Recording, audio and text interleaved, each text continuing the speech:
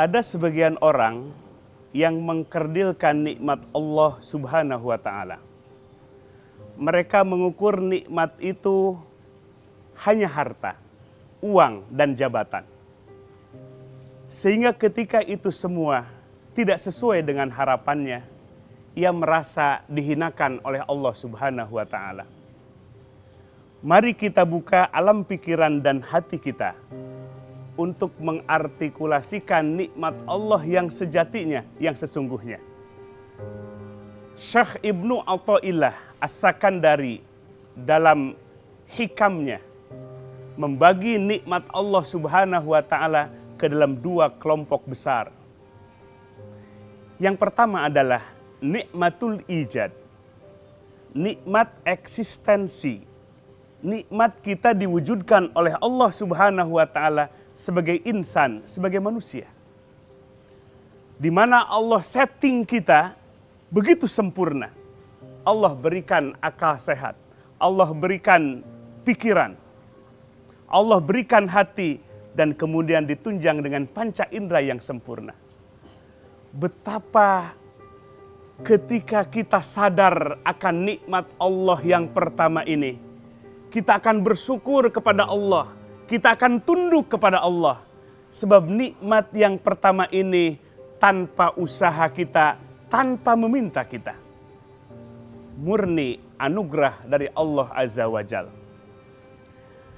Yang kedua, nikmatul imdad. Nikmat penyertaan keberlangsungan hidup kita. Setelah Allah ciptakan kita menjadi manusia, Allah tidak biarkan, tapi Allah susul dengan nikmat bentuk yang kedua. Allah tumbuh kembangkan manusia di planet bumi yang subur, kebutuhan kita ada di dalamnya. Air, udara, binatang, dan yang lain-lainnya. Lalu nikmat penyertaan yang paling sempurna di antara yang ada adalah nikmat Allah turunkan petunjuk demi petunjuk lewat agama Allah Subhanahu wa Ta'ala, agama Islam yang kita cintai ini. Kita menjadi mengenal Allah, betapa mahalnya nikmat ini. Mengenal Allah, mengenal Sang Pencipta, mengenal zat yang menggenggam seluruh urusan-urusan makhluknya, termasuk diantaranya adalah diri kita.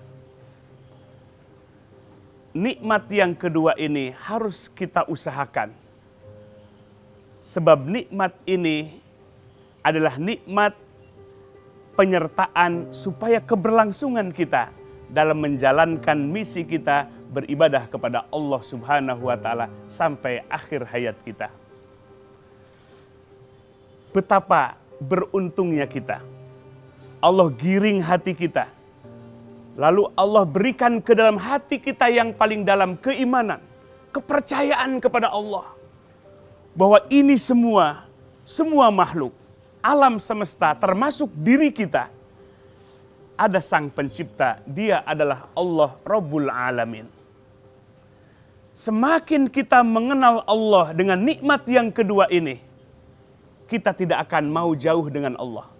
Kita ingin selalu dekat dengan Allah, karena kita adalah hamba makhluk yang butuh dan bergantung kepada Allah Subhanahu wa Ta'ala.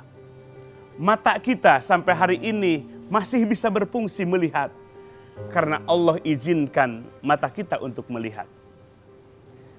Telinga sampai hari ini masih Allah berikan izin untuk mendengar. Tangan dan kaki demikian Allah masih izinkan kepada kita dengan nikmat yang sempurna. Dan satu waktu nikmat ini akan dicabut kembali, akan diambil kembali oleh yang pemiliknya. Dia adalah Allah Subhanahu wa Ta'ala. Tumbuh di dalam batin kita ketika kita mengenal dan memahami, mengartikulasikan nikmat yang sesungguhnya. Betapa kita malu kepada Allah. Betapa kita ingin dekat dengan Allah, ingin tunduk dengan Allah Subhanahu wa Ta'ala. Karena ini semua adalah anugerah dari Sang Pencipta. Dia adalah Allah Azza wa Jalla. hati yang bersyukur kepada Allah akan semakin bahagia, akan semakin tenang.